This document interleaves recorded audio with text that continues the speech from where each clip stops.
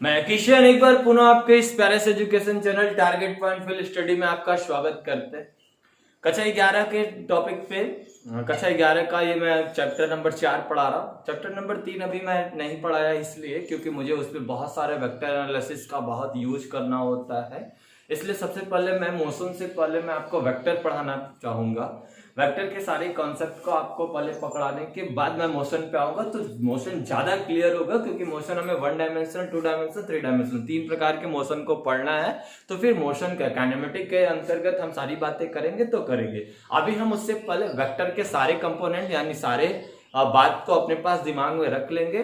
तो उसी केस में हम वेक्टर एनालिसिस को पढ़ेंगे, जिसे सदिश विश्लेषण, ये पार्ट नंबर 4 है। बट मैं पहले ही पढ़ा देता हूं तो इस बात के लिए क्यों, क्योंकि मोशन का ज्यादा कॉन्सेप्ट समझने के लिए ना, फील आने के लिए ये सब। तो आइए सबसे पहले जान लेते हैं सदिश विश्लेषण। तो राशियां, भौतिक राशियां दो प्रकार की होती है, एक अदिश राशि होती है, एक सदिश राशि होती है।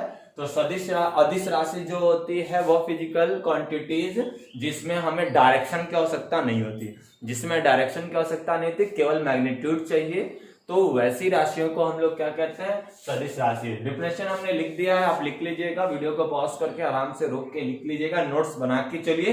वे भौतिक राशियां जिन्हें व्यक्त करने के लिए केवल परिमाण वही मैग्नीट्यूड की आवश्यकता होती है, दिशा की नहीं होती, ऐसी राशियों को क्या कहते हैं, अदिश राशि। यानी इसमें हमें डायरेक्शन नहीं चाहिए, केवल और केवल हमें क्या चाहिए, परिमाण चाहिए। तो इसमें हमें दिशा की आवश्यकता नहीं होती। जैसे मैं एक छोटी सी बात बताऊं, तो जैसे कोई किसी लड़के को मैं कह रहा हूं, किसी लड़के से मैं बोला कि तुम्हें एग्जाम में 80% लाना है, ठीक है।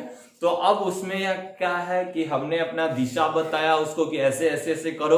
तो वो लड़के के पास जो उसका एम है वो किस क्वांटिटी में, वेक्टर क्वांटिटी में। यदि मैंने दिशा नहीं बताया, केवल उससे क्या कह दिया कि 80% लाना है, तो देखो मैग्नीट्यूड दोनों केस में है। हमने क्या कहा कि ऐसे ऐसे करो, ऐसे ऐसे पढ़ना तो 80% आएगा। तो हमने क्या दिया, मैग्नीट्यूड दिया 80%। तो हमने मैग्नीट्यूड भी दिया, डायरेक्शन भी दे रहा हूं कि इस तरीके से करना है। तो वो जो मेरी एडवाइस थी विद वेक्टर क्वांटिटी हो गई।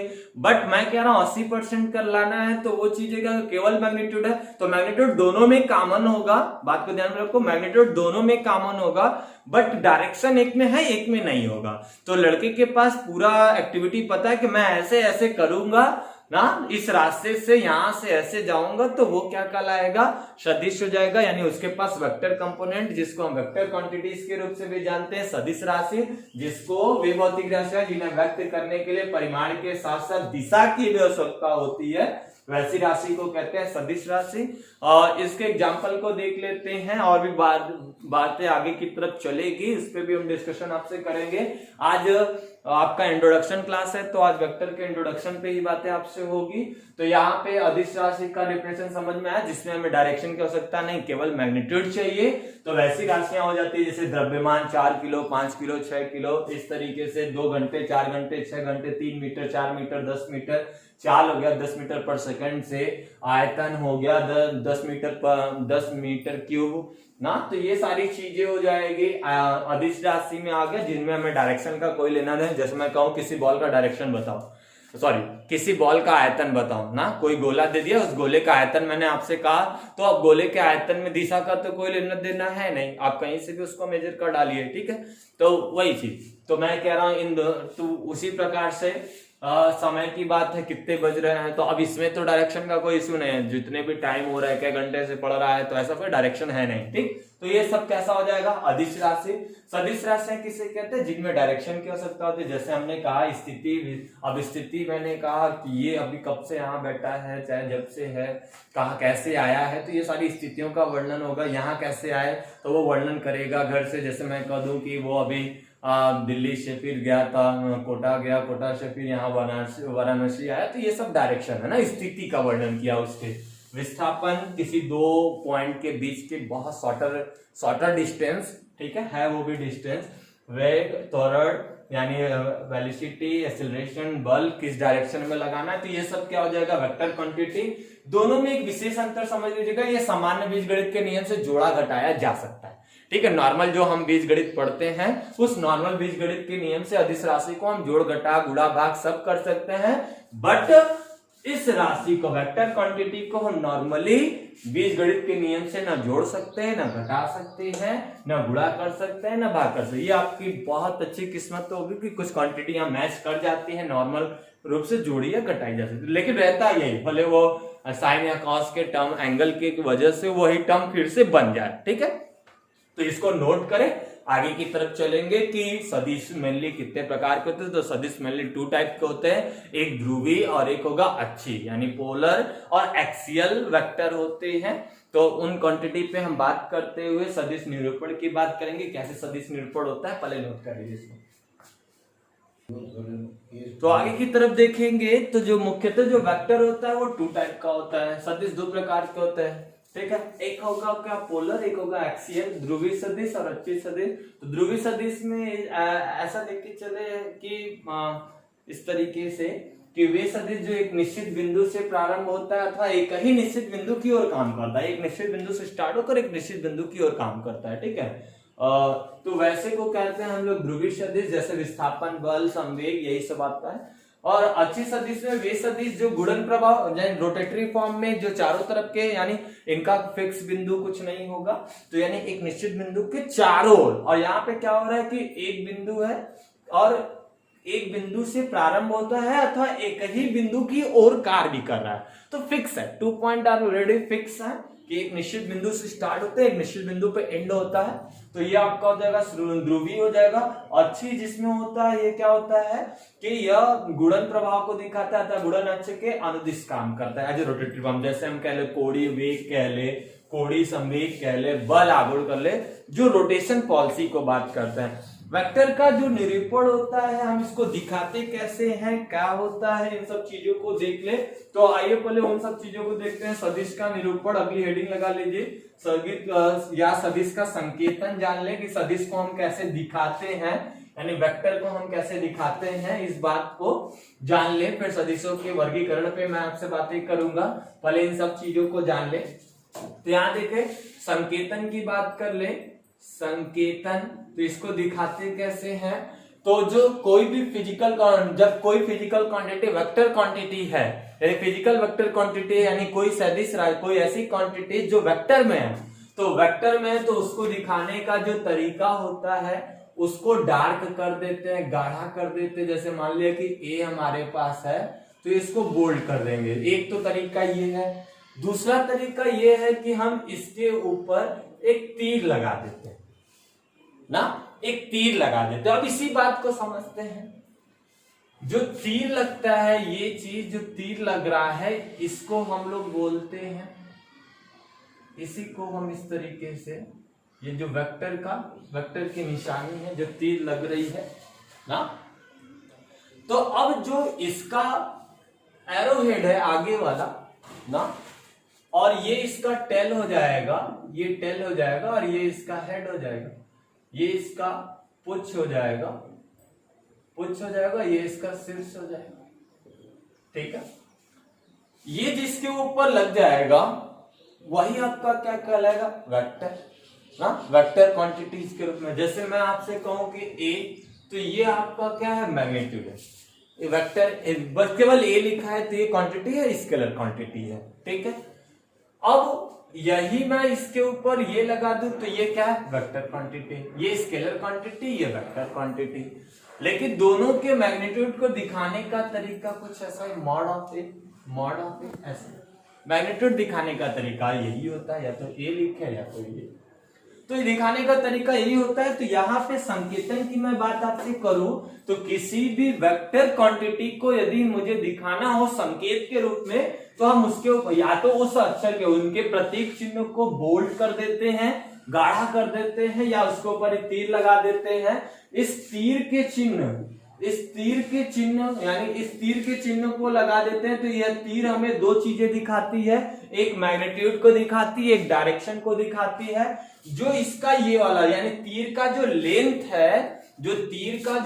है, यानी ये चीज जो है, ये किसको दिखाता है, मैग्नीट्यूड को दिखाता है, यानी परिमाण को दिखाता है। और जो एरो हेड है, यहाँ पे जो एरो हेड है, ये एरो हेड यहाँ जिसको हम लोग बाड़ाग्रा बोलते हैं, तो ये जो चीज है ये हमारा दिशा को दिखाता है, डायरेक्शन को दिखाता है। तो बात समझ के चलिएगा कि जो ये तीर का जो लोचा है, तीर की जो बातें है वो यही है कि इसका लेंथ जो तीर का जो लेंथ होगा वो किसको दिखाएगा, परिमाण को दिखाएगा, और जो इसका एरो हेड है वो किसको दिखाएगा, दिशा को। इसलिए इस तीर को हम किसी फिजिकल क्वांटिटी यानी भौतिक राशि के संकेतन के ऊपर लगाकर इसका क्लियरिफिकेशन कर देते हैं या क्लियर कर देते हैं कि यह एक सदिश राशि है। ठीक है, तो हम जब इसको दिखाते हैं तो कुछ इसी तरीके से दिखाते हैं। जैसे हम बी को हमें वेक्टर कहना है तो इसके ऊपर तीर लगा देंगे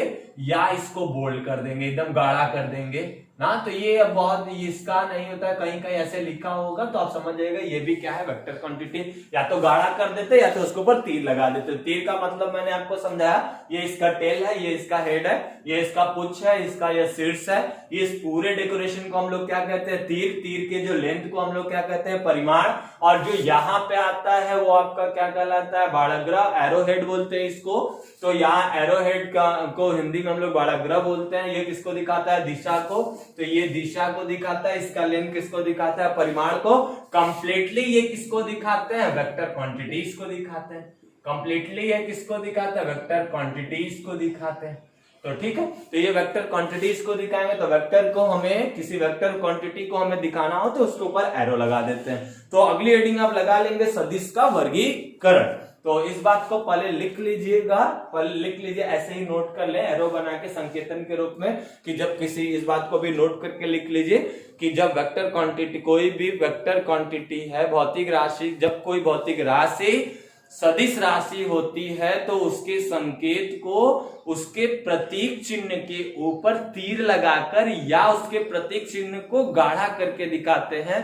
तीर का जो मतलब होता है वो यह दिखाता है जो उसके पुच्छ का जो उसके पुच्छ का एरिया होता है, जो पुच्छ के तरफ का लेंथ होता है, जो सीधी लेंथ होती है वो परिमाण को दिखाता है। और जो एरो हेड होता है वो किसको दिखाता है, दिशा को। आप ऐसे बना लेंगे कॉपी पे तो बेटर समझ में आएगा। अगली हेडिंग आप लगा लेंगे क्या, सदिश का वर्गीकरण। उस बात को देख लेते हैं, इसमें कई प्रकार के सदिशों के वर्गीकरण में कैसे कैसे हम कैटेगराइज किए हैं, उन सब चीजों पे हमसे आपसे बात करेंगे। पहले इसको नोट कर लें। सदिश का वर्गीकरण देख लेते हैं। तो सदिश के वर्गीकरण में जैसे सबसे पहले आता है समान सदिश। तो समान सदिश किसे कहेंगे, ऐसे दो समांतर सदिश। पैरेलल समझ में आती है बातें। पैरेलल की केस तो पता है कि दो लाइन को चाहे जितनी दूरी तक लंबा कर दिया जाए चाहे पीछे लाया जाए, उनके बीच की डिस्टेंस कभी कम नहीं होती, सिमिलर डिस्टेंस वाला। जैसे मैं अभी अपने हाथ को ले जाऊं आगे की तरफ तो इनके बीच का जो लेंथ होगा वो हमेशा पैरेलल होगा।